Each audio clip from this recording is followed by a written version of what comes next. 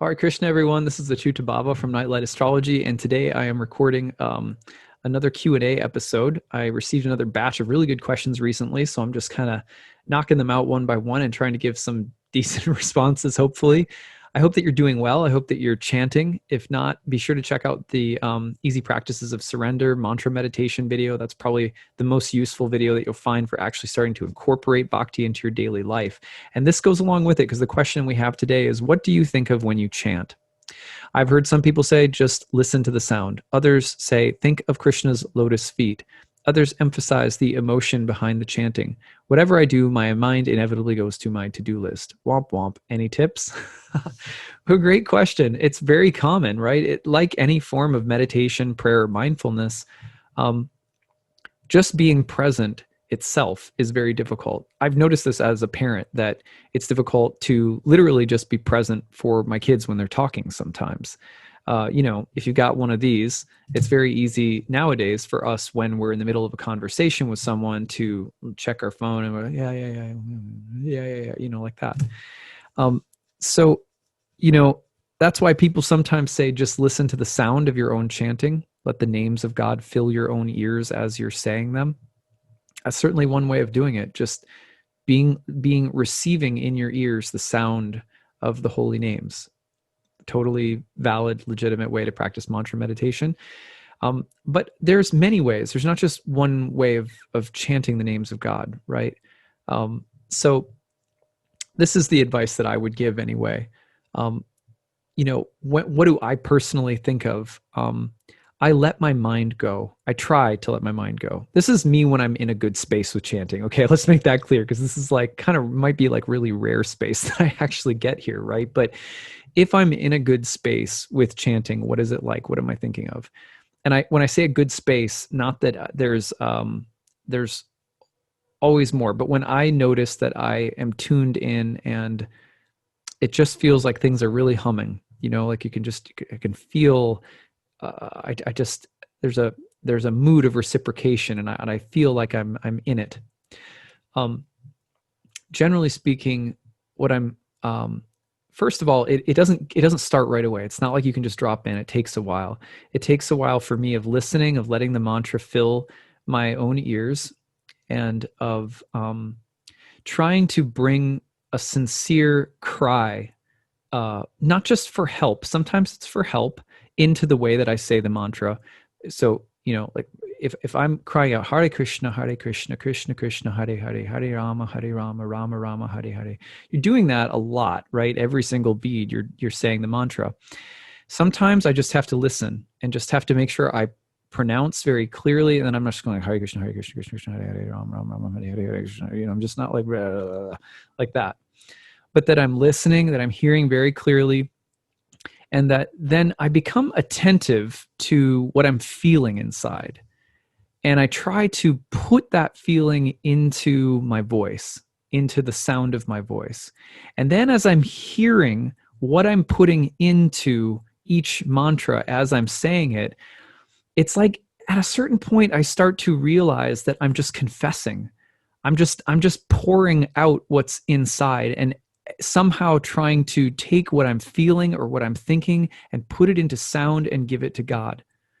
No matter what it is, just being like, here, God, this is what I've got you. This is what I've got for you. This is what's coming up in me. And sometimes I'm embarrassed or I feel ashamed of what's coming up in me, but I just keep putting it in.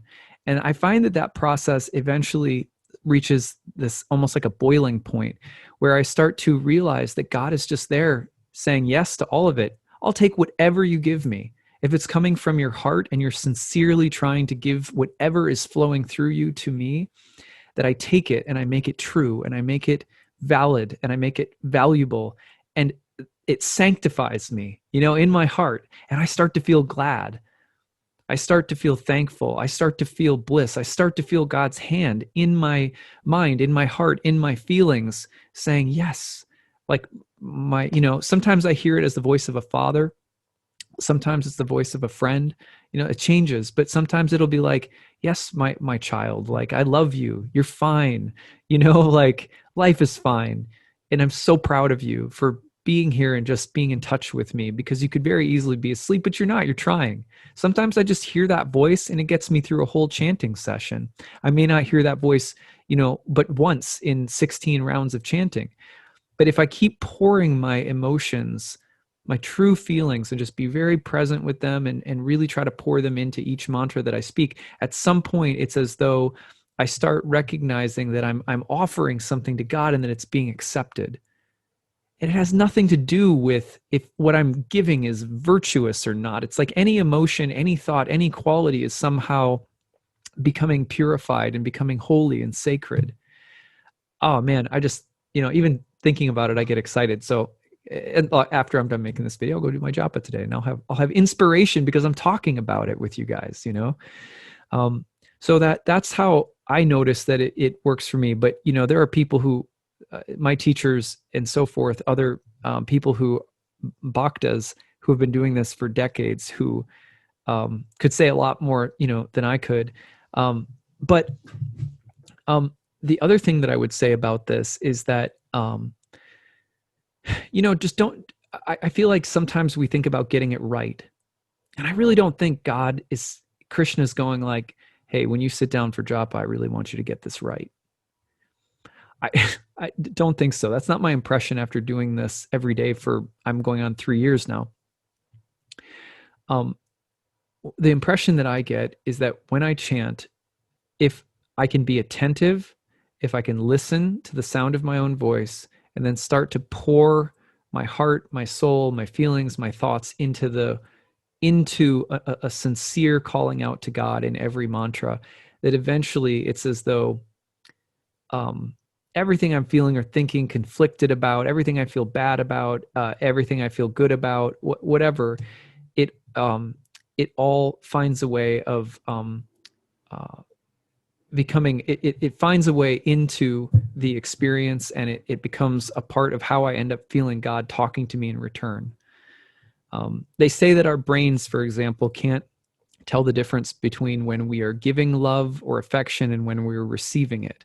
That when you hit that sweet spot, that your brain, it's like an undulating flower, and it looks the same undulating in bliss, whether it's giving affection to someone or it's receiving it. And I feel that that's what starts to happen to me. I can't tell the difference at a certain point between the things that I'm giving to God and the feeling that God is reciprocating with me in terms of this deep feeling of joy, gratitude, serenity, peace, protectedness, friendship, intimacy, closeness that starts to emerge. And I know it's not just me. It's me and a sacred other that's there. And it's sweet. And oftentimes it starts to feel like there's a kind of a melody that starts to fill the heart. And I think of that sometimes just whimsically, I guess, maybe as like Krishna's flute, because Krishna's always playing the flute and enchanting everyone. And it's like when you're chanting the names of God and just pouring everything into it, eventually it just becomes music. But where does that music come from? How is it possible that that diverse phenomenon within the mind and body could become music? And I think it's because God is music. Krishna has a flute that he plays. You know what I mean?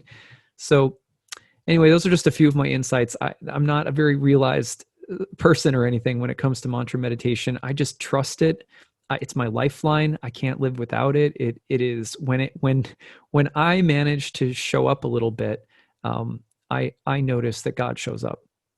And when I don't, when I treat it like a duty or something I have to do correctly, or just something to get off the checklist, or something I need to do to get somewhere or get something, it usually falls flat. And I feel like it's a task, a thankless chore. I feel like I suck at it, etc. Also, I will say that what I'm talking about in terms of maybe some of the sweetness of the chanting and the way that I've described being able to sink into it does not happen for me every day. In fact, I would say it is rarer for me to drop into that than not. And that's also a part of chanting, is that the chanting is like washing down a rock. It takes so many years for water to smooth out the rough edges of a shoreline or a cliff or a rock face or something like that. So my sense is that there's a lot of repetitive wearing down of rigidity, hardness, closeness, dutiful self-centeredness, blah, blah, blah. And we have to be willing to endure that too. And just knowing, even if we're saying the names of God in a dutiful way, we can't find our heart, we can't find our attention and our sincerity, that too is having an effect. And we have to be very patient for that effect, because then before you know it, the next moment will take place where you're chanting, and all of a sudden it feels like you're in the forests of Vrindavan listening to Krishna playing his flute and you're dancing. It has that vibe that comes in eventually. So this is spoken about not only in the Bhakti tradition, but in the Sufi tradition. This is talked about, this exact kind of patience until the sweetness of your devotional life returns or resumes. It's talked about by great mystics like Hildegard von Bingen, Teresa of Avila, Saint Francis. It's talked about by, John of the Cross, and so many figures in the Christian mystical tradition as well, that talk about this sweetness and this mercy that starts it breaks open like a nectar-filled rain cloud and just starts dumping on you at some point. But there's many, many, many times where it's very dry and you feel very cold and distant. But it's very important to we want those experiences too. They are not our enemy. They are part of the process of growing in faith, and they are part of the landscape of the heart and soul. We need those experiences because they don't go away, even at very high levels. The Bhakti tradition tells us that there is separation from Krishna, even for Radharani, who is Krishna's beloved. And so even Radha experiences feeling like Krishna's cold and far away, but that becomes part of the perfection of love. And it doesn't go away even in the ultimate experience of prema, the perfection of pure love of God, that sense of. But the difference is that when we start to recognize over time that those dry spells, that if we keep showing up, keep chanting no matter what, that those dry spells become you can't separate them from the sweet times. So they all become very valuable. And as our anartas are removed, as blocks in the heart are removed, we can start to experience all the different landscapes and moods of God from the standpoint of connectedness. In the beginning, we have a little chopping of wood and carrying of water to do before we can experience that, but they are part of it, and you got to stick with it.